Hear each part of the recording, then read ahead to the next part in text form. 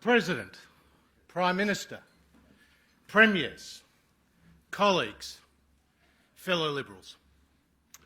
I wanted to start today by acknowledging the passing of the late, great Andrew Peacock. A proud Victorian, but an even prouder Liberal. I had the privilege to know Andrew, to be a friend of Andrew's, and to have him launch my first campaign back in 2010. Andrew held the seat of Kooyong for 28 years, following Sir Robert Menzies, who held that seat for 32 years. Andrew once said to me that Sir Robert attended one of his speeches. And Andrew said to Sir Robert, "What did you think of my speech?" Sir Robert replied, "It was brilliant and original. But the only problem," Sir Robert said, "was the brilliant bit wasn't original and the original bit wasn't brilliant."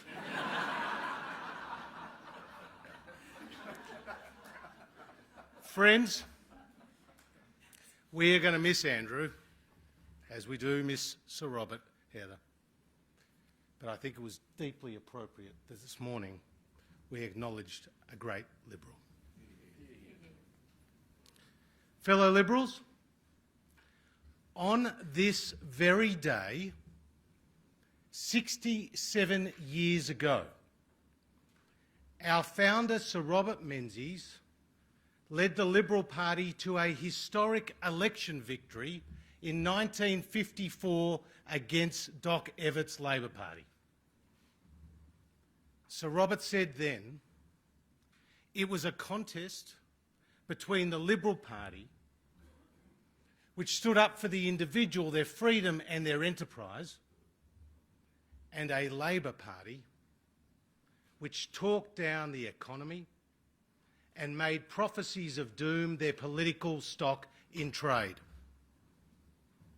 "We are the Workers' Party," bellowed Menzies.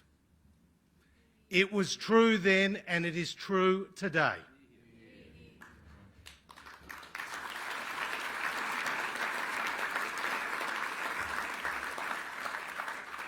Under the Morrison government, there are more people in work than ever before. Under the Morrison government, there are more women in work than ever before. And under the Morrison government, there are more young people in a job than ever before.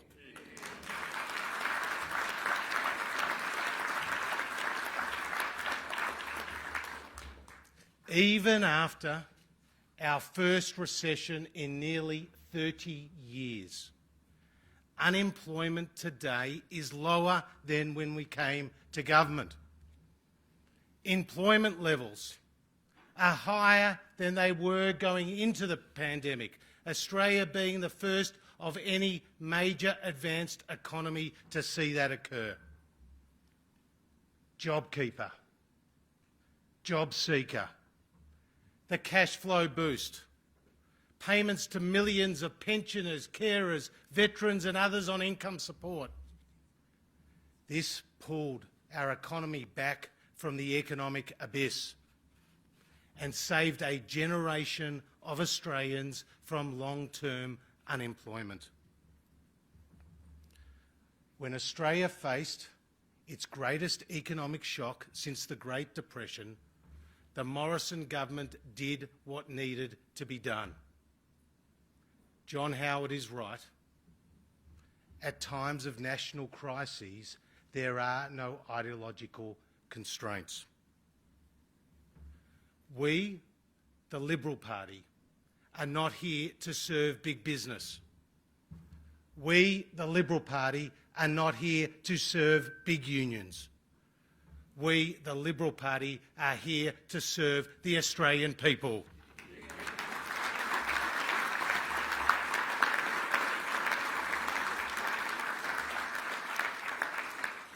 And this is why Australians vote for the coalition in the Pilbara. They vote for the coalition in Port Augusta. They vote for the coalition in Gladstone and Burnie. They vote for the coalition in the Latrobe Valley and the Upper Hunter. Now, I know some of my colleagues have sent Joel Fitzgibbon a membership form.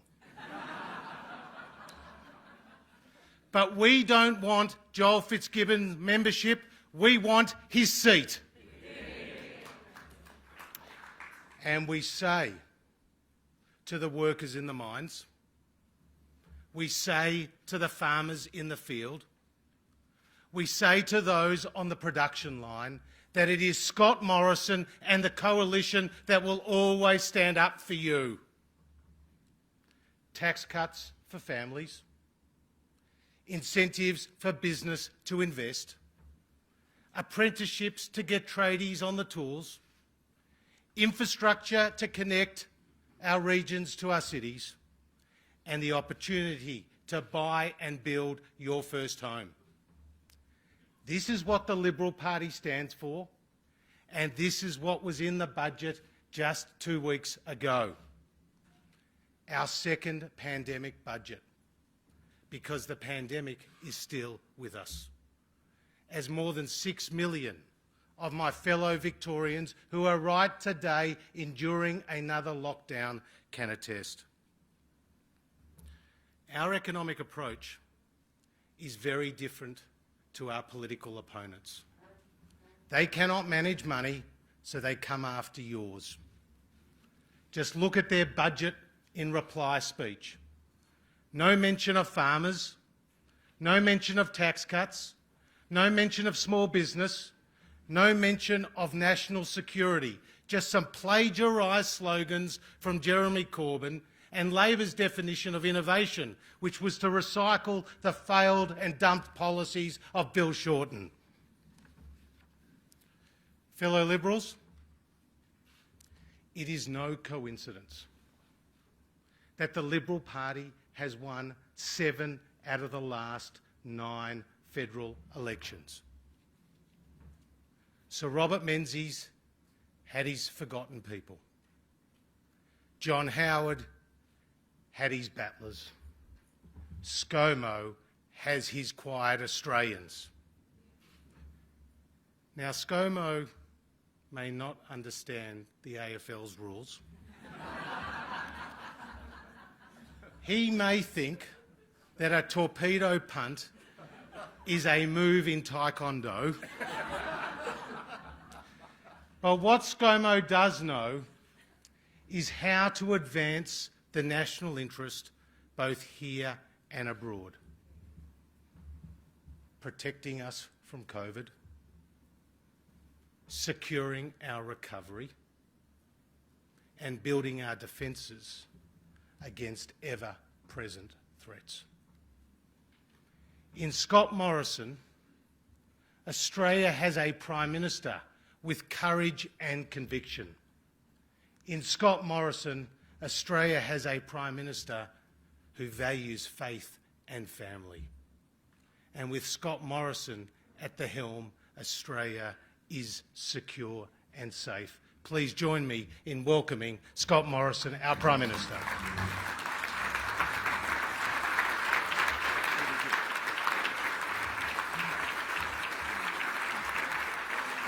Well, thank you very much.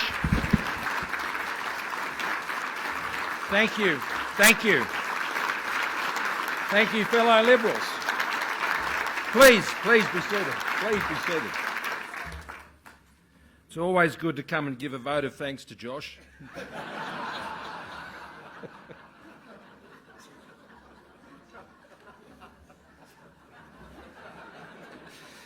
Only mates can rib each other like he and I do.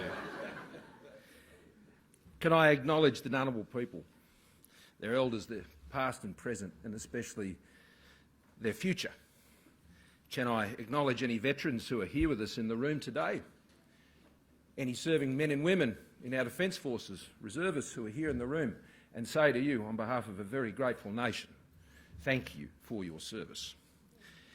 Can I thank you, Mr President, John, and to Andrew Hurst and the entire team of our Federal Division and the fellow presidents and and federal council delegates who are here and have come from all around the country, except for one state, of course from Victoria, whom we think of today, who cannot join us here physically because they are facing the latest challenge. Not a new one, but one we've overcome many times before, and we think of our Victorian friends and all of those across Victoria today who are doing the hard yards of COVID this week, and we'll be working together to get Victoria open again as soon as possible.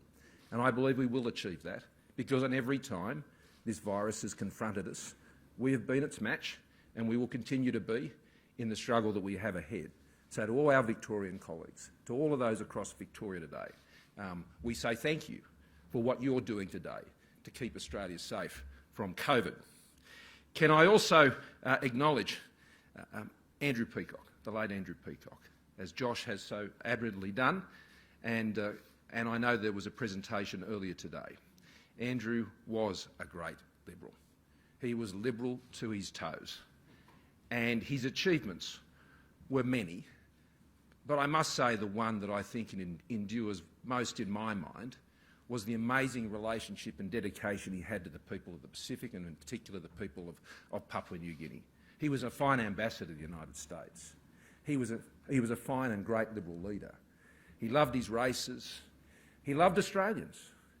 But that love that he had for Australians wasn't confined to those only on our shores. And the dear love that he had for the peoples of the Pacific, which I share and our government shares, is very much rooted, I think, in Andrew's leadership of many years ago. And Penny and all of the family, we extend our best wishes to you on this day as our Federal Council meets together. Can I acknowledge my fellow leaders of the parliamentary party from the states and territories, but particularly can I say thank you to Gladys Berejiklian, to Stephen Marshall and Peter Gutwein, who have joined me around the National Cabinet table over these past 18 months, and they themselves have showed true inspirational leadership. I thank them for their friendship, I thank them for their stewardship, for their calmness and sense of presence, and ensuring that together we have been able to come through. And I commend them on the great works that they've had and the results they've had in their states. My home state of New South Wales, Glad. And of course, Stephen, if Stephen was an animal, he'd be a quokka. The happiest animal in the world. There is no one cheerier that I have met in my entire political life than Stephen Marshall. If you're having a bad day, ring Stephen Marshall, and you're going to feel great at the end of it. That's why South Australians trust Stephen Marshall so much.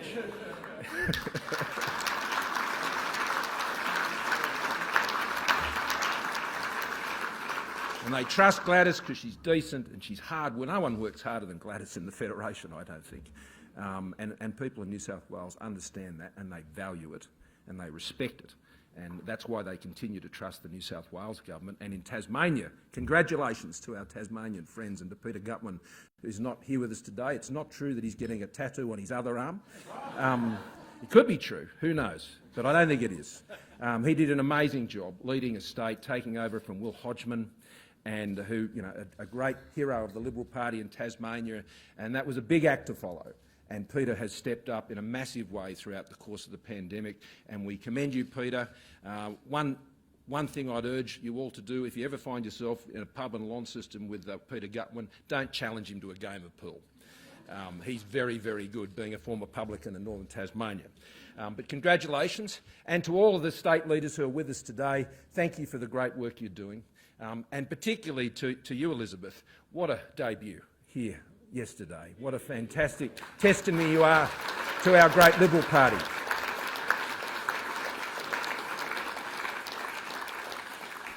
To my colleagues who are here with me today, of course, Josh, I'll come back to you in a second. But to Simon and to Michaelia, who form our leadership team here, and to all of my colleagues who are joining us here today, can I thank you for your great support, for your unity, for your dedication, for staying focused on the job ahead of you, for making that boat go faster, as we've all pledged to do for the Australian people. But can I be indulged in singling out one, and that is Greg Hunt, the Health and Aged Care Minister.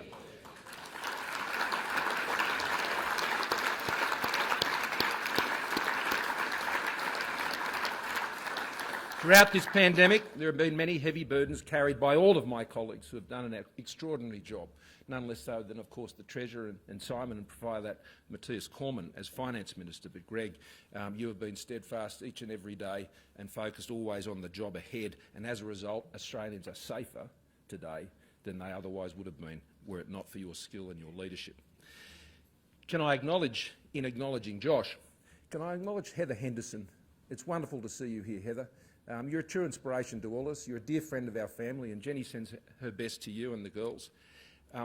Heather told me a story when I was round at her place with my mum and mother-in-law over Christmas when we were here in Canberra. And it goes to the relationship that Josh and I share.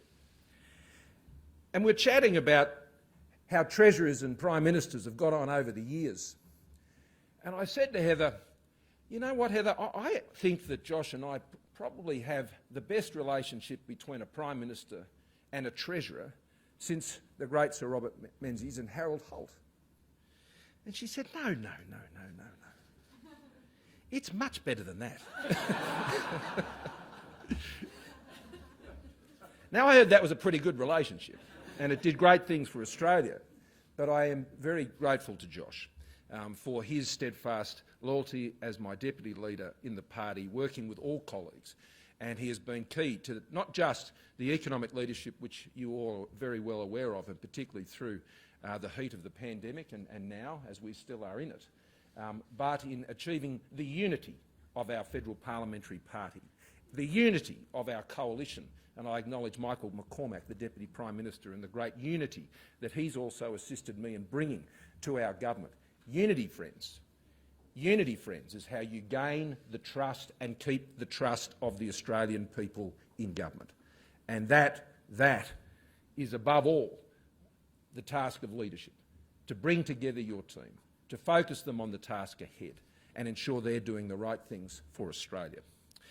You know, when Sir Robert pulled together the Liberal Party some 77 years ago, began here and then off to Albury, as Susan was reminding us last night, he pulled together 18 disparate political parties from across the country.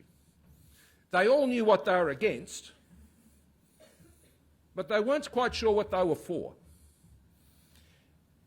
And Sir Robert's great genius in forming the Liberal Party is he built a party based on what it was for, not what it was against. He was aware of the unity that came from what they were opposed to, but he said he was going to build a party on what they were for. And so he came to those conferences, not armed with a to-do list of things, of tasks. He came armed with a set of principles and values upon which he formed our great party.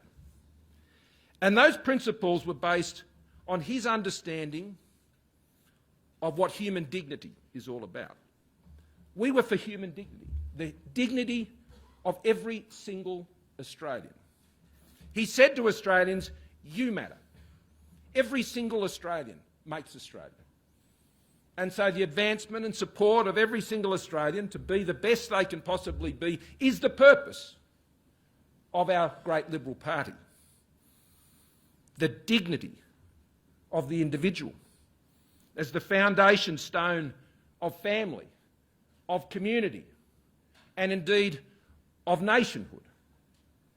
I'm a keen fan of Teddy Roosevelt, and he said this: in the long run, success or failure will be conditioned upon the way in which the average man, the average woman, does his or her duty, first in the ordinary everyday affairs of life, and next in those great occasional crises of which we know something about in these times, which call for the heroic virtues.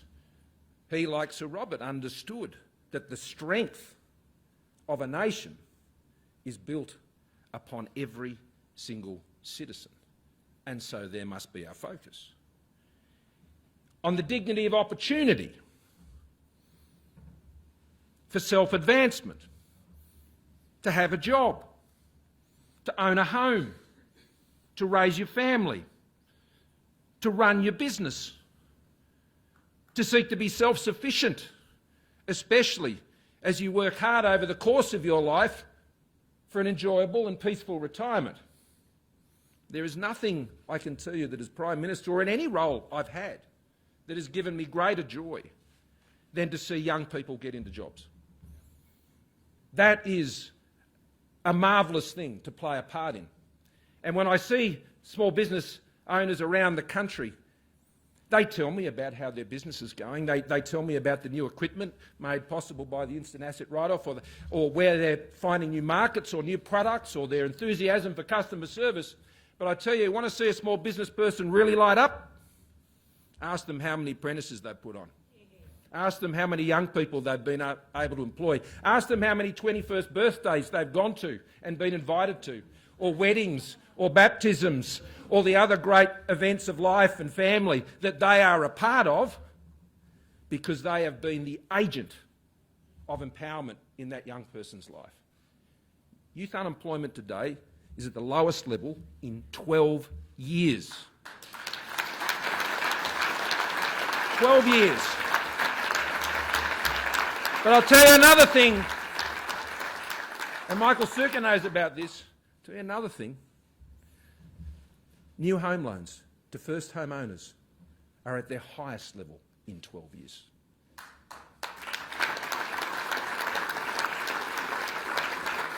This has been made possible by their great efforts, by their inspiration, by their sacrifices, but indeed enabled by a set of policies that is seeing this occur. And the self-sufficiency of those in retirement equally, as they've saved. And over the course of this pandemic, we sought to provide relief there also. We put in place the 50% temporary reduction in superannuation minimum drawdown requirements. Well, today I'm announcing that we're extending those further. They've been in place for 2 years, and so out to the 30th of June next year, we will be extending the temporary 50% reduction in superannuation minimum drawdown requirements for a further year to the middle of 2022. Now, this will afford greater flexibility and enable greater self-sufficiency, and this is one of the great purposes and virtues of our party. So the dignity of opportunity, the fair go for those who have a go, but also the dignity Sir Robert went to that is afforded to individuals, Australians and families, by accessing the essential services upon which they rely. And he specifically referred to accessible access to healthcare.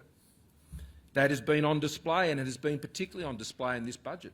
Combined, some $20 billion alone, aged care, mental health, two of the great challenges, services challenges of our time. $13.2 billion additional for the care of the disabled. This is a budget that has been put together with a keen intellect, but I can tell you it's a budget that has been brought down by this Treasurer with a real beating heart. And that's what Sir Robert intended for our party.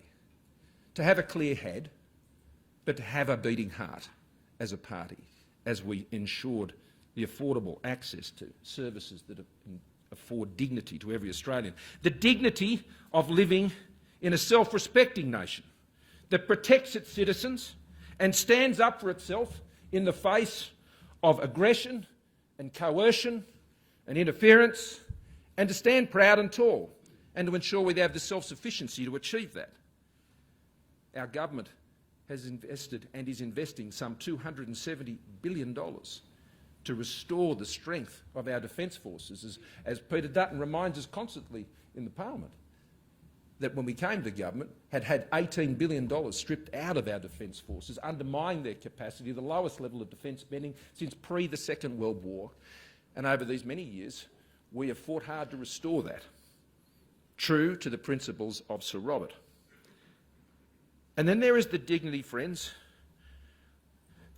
of which every soul in the world aspires to, and that is the dignity of freedom. The freedom of faith, the freedom of speech, the freedom of association, and an understanding that those freedoms come on the basis of a platform of understanding the responsibility that goes with that. It's on a foundation of responsibility of each and every citizen that our liberties are afforded to us. Too often these days, as I remarked to the United Israel appeal recently, we used to think of these liberties as protections from the state. Too often these days, they're considered and conceived in entitlements of the state. When we understand that what we are responsible for as citizens is more important for our nation than what we think we're entitled to, then our country will be even stronger than it is today. And I think that is a foundational principle of our party. What we're responsible for is more important than what we think we are entitled to. So, friends, these great principles are what Sir Robert founded the party upon.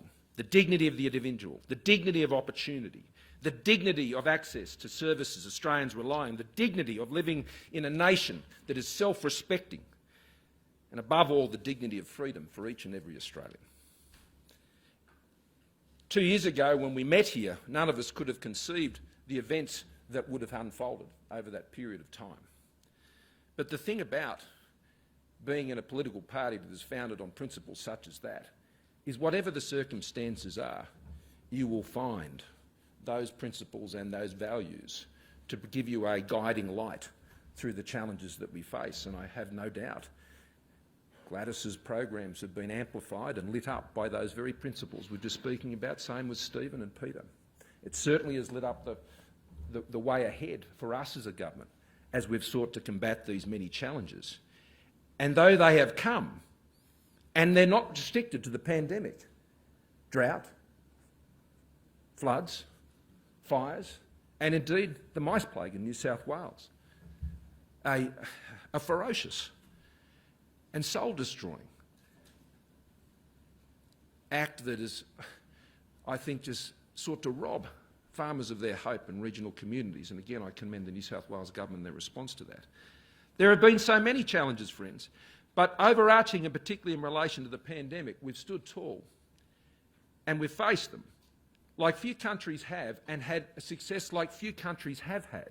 And we're living in a way in this country today that very few countries can claim to. Some 30,000 lives and more have been saved by our collective actions. There are more people in work today than there were before the pandemic began. This has not happened by accident. This has happened because of a series of actions, and in the federal government's case, more than $310 billion of investment to protect Australia and sustain Australia at one of its most difficult hours. And those actions have been careful. They've been principled. They've been well considered. They've been collaborative and cooperative with the states and territories through the National Cabinet. They have been decisive and timely, and they have been responsive as each and every day the virus seeks to rewrite the rules and how it seeks to impact on our nation and so many others. But we are staying there, and we are staying resolute, and we are saving lives, and we are saving livelihoods, and we must continue in that way. We must continue to do what has worked. We must continue to follow the same disciplines that we have that have taken us to this point, because there is still a long way to go. And so in this year's budget, it was aptly framed around the message of securing Australia's recovery, because that's exactly what it is. We understand that what we've achieved in this past year and 18 months has not been by accident, but we also know that it can be lost, that if you take an alternative path, if you decide to put up taxes or seek to undermine the initiative and the enterprise of people right across this country, you can lose your way, you can go a different way. And so it's important that we understand that what has been achieved can easily be lost by the wrong decisions and the wrong approach. And so we must stay that course. I said when I became Prime Minister there were three things that we would seek to do to be stronger, safer, together. And that's what this budget does. Firstly, stronger. To strengthen our economy so we can guarantee the essential services Australians rely on. Lower taxes, more jobs, encouraging investment, building the infrastructure that is so necessary for Australia to be successful, providing the traineeships and apprenticeships, some 170,000 in this budget alone, leading our way through the digital transformation to make sure Australia is one of the most advanced digital economies in the world, cutting the red tape, delivering reliable and affordable energy and lower emissions, 19% fall in our emissions since 2005. Other like countries like Canada, 0% fall since 2005, 19% fall. So we are achieving both ends. Affordable, reliable energy through our policies, but also lower emissions at the same time to meet our targets and get electricity prices down, which is the pointy end of that policy, to ensure that it's there not just for households and families and businesses, but those heavy industries in particular that rely on this. And Josh has mentioned them, whether they're in Gladstone, whether they're in Bill Bay, whether they're down in Portland, or the Hunter and Tomago, or any of these places, or Whyalla, in the Illawarra, all of those regional places around the country, in Western Sydney and Pakenham, that depend on reliable, affordable energy. Yes, it is our goal to get to net zero as soon as possible. Of course it is. There's a new energy economy coming, and we need to be ready for it, and we need to be part of it, and we need to make sure that Australia will succeed in it. But that will not come at the cost of our heavy industries and our manufacturing industries across our regions and suburbs in this country under our government. It will not come through taxes. It will come through technology and innovation and the entrepreneurship of great Australians, including Twiggy Forrest, who is leading the charge on hydrogen around the country. That's how we'll achieve those goals, and we'll do it by securing those industries. Our agricultural sectors, our resource sectors, our modern manufacturing initiative. That is what is in the economic plan that's set out in our budget to secure Australia's recovery. We're safer by protecting Australians and standing up for Australia, whether that's keeping them safe from COVID and their health security, or keeping them safe from organised criminals who don't take the pandemic off, I've got to tell you. They're not having a holiday. They're working harder than ever before. And the work that's being done by our federal police, now led in the Home Affairs portfolio by Karen Andrews and by Peter so admirably for so many years before that, they haven't missed a day.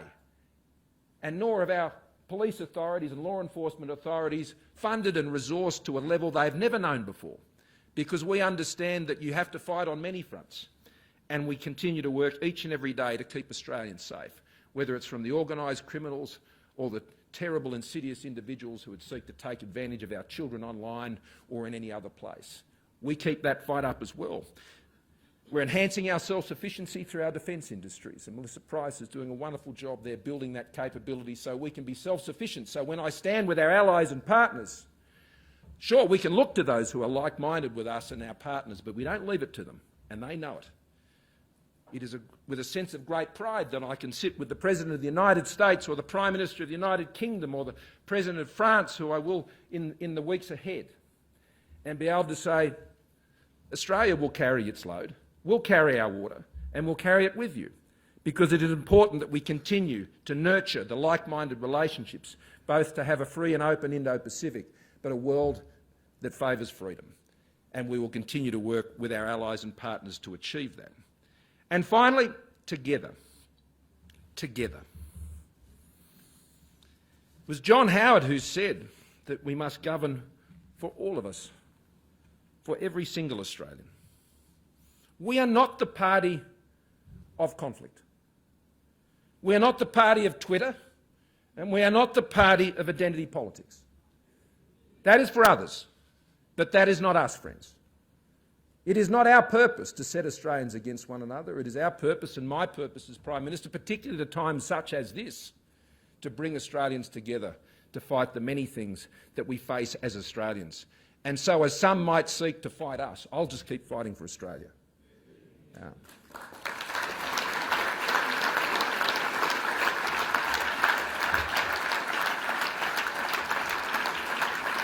And that conflict comes in many ways that people seek to divide Australians and that we stand against. And Sir Robert understood it well. Economically, he said, it's better to seek the fountainhead than divide up the little streams. What he meant by that is that you don't have to hold some Australians back to let other Australians go ahead. This is not a competition. We want to float every boat. You know, we want to do that for all Australians. And we don't engage in the class envy politics that others do because we know we can enable all. Whether it's the essential services that support a young mum who I met down in Launceston and Ravenswood just last week, this time last week, with Bridget and Wendy, in a program called Brave, which is changing the lives of young women who've come from tough circumstances and they're turning their lives around. Those services aren't about just providing some comfort, but they are about empowering and enabling. Or indeed, the lower taxes that keeps more of what you earn in your pocket so you can make decisions about your own lives and where you're going and the self-sufficiency it provides. We understand you don't have to hold people back to enable others to be lifted up, and that's a core value for us. But the other one is this. We do believe in the unique identity of every single individual. And I want to quote you something that I said at the United Israel Appeal event just a few weeks ago. We must never surrender the truth that the experience and value of every human being is unique and personal. You are more. We are more. Individually. More than the things that others try and identify us by.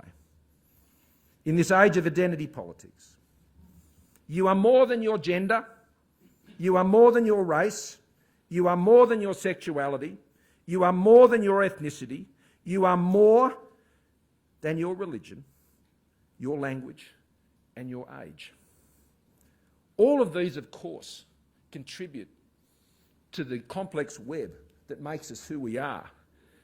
But we are more than these individual parts that make us up as unique human beings with a sovereign dignity that is provided to us. When we reduce ourselves to a collection of attributes, or divide ourselves even worse, on that basis, we can lose sight of who we actually are as individual human beings in all our complexity, in all our wholeness, and in all our wonder. This is why I will have no part of some sort of narrative that seeks to identify individual Australians on those things. We are all unique. We all have a unique contribution to make. And when Sir Robert founded our great party, he understood that. He understood that our nation would be made great by every single Australian. And so here we gather around these values once again. Governments at a state level, governments at a federal level, governing according to these principles. And it was Sir Robert indeed who implored us before his first election as Liberal Party leader. Let us fight for these things until the bell rings. It ain't rung yet, and we're going to keep fighting. Thank you all very much.